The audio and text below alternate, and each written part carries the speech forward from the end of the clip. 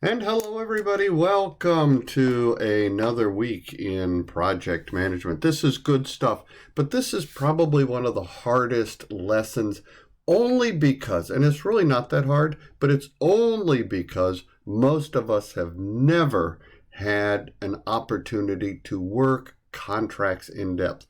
The other thing that will make this concept very challenging is recall that throughout all these weeks when we talk project management, you, the project manager, are fully responsible for the project. Now, for the first time in your project, you have to depend on someone else, the procurement manager or the contract manager, as we call them. That person has the sole responsibility for authorizing money to be spent on behalf of the company. So you want to have a great working relationship with the contract manager slash procurement manager in your company because you want them to build a contract that meets your needs because you, in the end, are still fully responsible. Now, as I've mentioned throughout this course, these are still edition 6 PMBOK slides, and the new volume is PMBOK 7. I did add a link, as you've known, I've seen throughout the course. Every week I put the PDF to edition 7 on the Moodle site. I want you to know, though, that the test only added a few concepts. It took away none of the edition 6 concepts. It just doesn't focus on the order of the inputs, tools, and techniques and outputs. But the tools still exist, right? So this is still a good way to understand the material and will be very helpful. Okay, that's enough about that. So when we talk project management, we are considering that we have to, from the business documents here in the top left, the strategic documents, then we'll kick off our project. The yellow boxes, as I've mentioned many times, are you, the project manager, what you do. And planning is a good example of how you're pulling everything in because your job is to integrate it, to make sure it's balanced, that you have enough cost, schedule, scope, resources, quality, etc., to make your project work. Then you're going to execute the project. These processes are recommended and you're pulling them in, and you're going to control the process before you close it. This is kind of a good overview of your initiating, planning, executing, controlling, and closing of a project along the way. So this is just shorthand of some of the things you do. As you've been learning the material, these terms should be familiar to you. Now, this is the short version, so I'm moving through it kind of quickly. But some of the things you're going to do differently. For example, in every other planning process, plan, risk management, you're defining how you're going to do all the risk processes. In procurement, you are still determining how you're going to run your contract management effort to support your contract. And in addition, you are developing some artifacts like a make or buy analysis for a make or buy decision. That's very specific. We didn't get that specific normally in other planning management documents. You are going to develop bidder documents, documents you would give to potential sellers to consider, like an RFP or RFQ. So there is the normal planning, and then there are some additional artifacts required that make this special. Those artifacts will help you develop that good relationship with the procurement manager. This slide is all about that.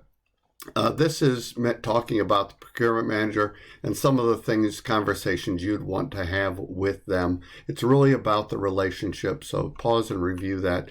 I'd also like to point out that generally when you see questions on any exam, you, the project manager, are the buyer, because remember, you need something for your project.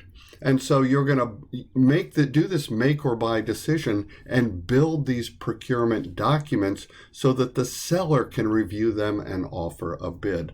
So you would, for example, write a PSAL or procurement statement of work, and you'd consider terms and conditions with your procurement manager. So you want to make sure you can protect your project, your company, from a legal and contracting perspective and still develop the scope you have promised to deliver. Now, I would like to just point out quickly, there are different types of procurement organizations. Sometimes procurement in a company is centralized, which has advantages and disadvantages. Sometimes it's decentralized. Sometimes that procurement manager is assigned right to your team, which is gold. But there are also advantages and disadvantages to that. Be aware of that. Pause the slide, review these, but be aware there are different types of organizations and the advantages and disadvantages. So here we are, plan, procurement, management. Again, this is your typical how planning process, not really focusing on the inputs, tools, and techniques and outputs, but note that you are trying to develop your procurement strategy. So you'll go back to those business documents, your charter, your plan, and from that, with the procurement manager, you will develop a procurement strategy that you can then apply throughout. Notice for a procurement, you'd want to mention milestones because those should be in the contract to hold the seller accountable. And you'd want to build requirements documentation. I'd even tie that. Remember in scope management, we talked about the traceability matrix to trace requirements from beginning to end. I would even add the procurement requirements to my traceability matrix along the way. In planning, you're also going to consider the contract type. There are only 3 types: fixed price, cost reimbursable, and time and material. We'll go through those in a minute.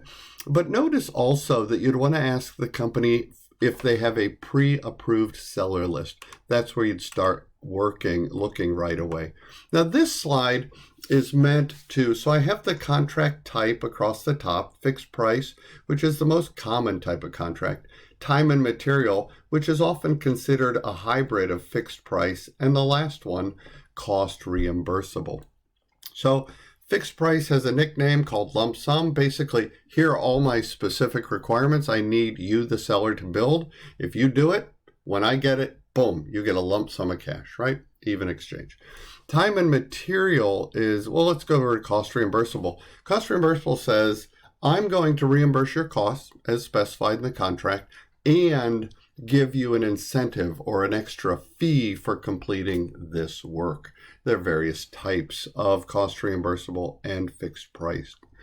And notice time and material is a hybrid. The difference is the time is what's cost reimbursable. The material, like how much you're going to pay, $100 an hour, that becomes the fixed portion of it. Pause this slide, review it. It's a good summary of the 3 types of contract vehicles and a conversation you'd want to have with your procurement manager. Which ones are we using? Okay. So note that in agile projects, there are variations of contract types. So notice that you can kind of have a graduated fixed price where the buyer shares some of the risk with, that's me, the buyer, the project manager, with the seller. Right? So there are ways to work in procurements in agile projects. Fixed price successive target is another way. I just give you some options for your own further study. This again is the short version. But realize no matter what role, path you take, remember you, the buyer, are the project manager. So I just want you to focus on this top blue arrow.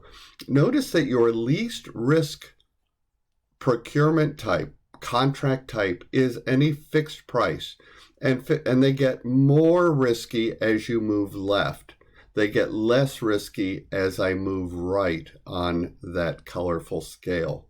So a fixed price is less risky. Time and material, because it's a hybrid, is in the middle, and cost plus contracts are very risky to you, the project manager, because you're the buyer. Okay.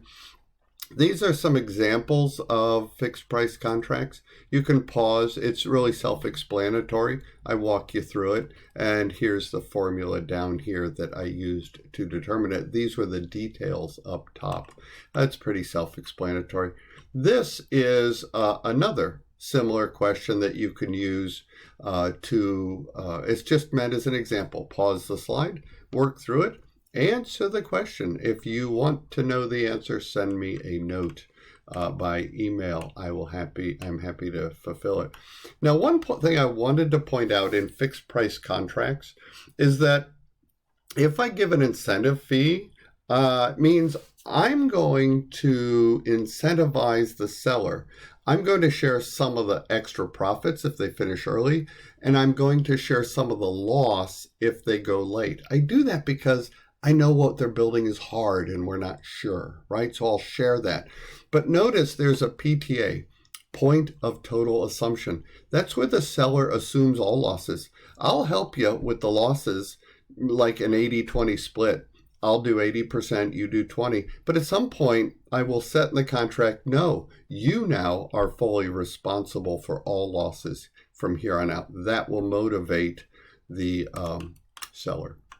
Okay, so again, this is the summary. We want to plan procurements, typical how, but we're building some documents. We're going to figure out the contract type we just looked at, fixed price, cost reimbursable, and time and material. We're going to write a procurement statement of work, which is a subset of our overall project statement of work. We're going to do a make or buy analysis and then a decision in the output of planning and develop our actual bid documents that we would give to sellers. Then we'll conduct procurements. That means selecting a seller and having them sign the contract and then evaluating them along the way. And then finally, we're going to manage the contract, right?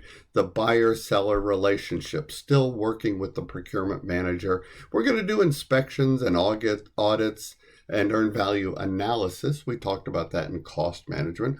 We're going to do those on the seller, but we're going to do them according to the rules of the contract. So be careful what rules you put in there. Also, every contract you want to make sure addresses change control, right? We've got this robust change control process in our project and we're comfortable with that. But now it's a procurement, it's a contract. So you want to make sure that your change control process gets built into the contract itself. We've already talked about this, the make or buy analysis, right? I can make something, I can buy it, maybe I can lease it. Sometimes I can make it, but it's cheaper to buy it, to procure it, because my project is shorter. Maybe if I make it, I only break even at 8 months and I only have a 6-month project. So there are times when even though you can make it, you may want to procure it just for your project, right? You'll also in this planning process want to develop your source selection analysis. What are you going to judge the seller's proposals on? Is it going to be least cost? Is it going to be on their qualifications? Is it going to be on quality?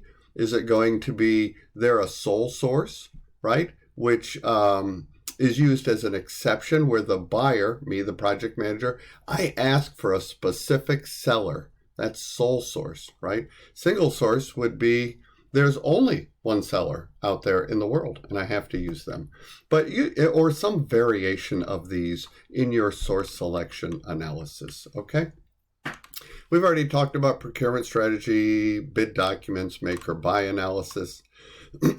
These are bid documents, a request for information, request for quotation, which is a proposal that I write as the buyer based on cost, a request for proposal, which is a proposal that I write that's based on the proposal or the process over cost, right? I also may want to include incentives along the way. Discuss that with your procurement manager. There are lots of terms to consider, like non-disclosure agreements, teaming agreements. You would want to consider any one of these terms. You can pause. This is shorthand. They're answered. You could look them up as well. But these are terms and conditions that you would want to know as you dialogue with your procurement manager. And in the end, you want to conduct procurements, which means you are going to execute your project and then manage it along the way. That's really all I have in the shorthand for this week. I've enjoyed it. See you online.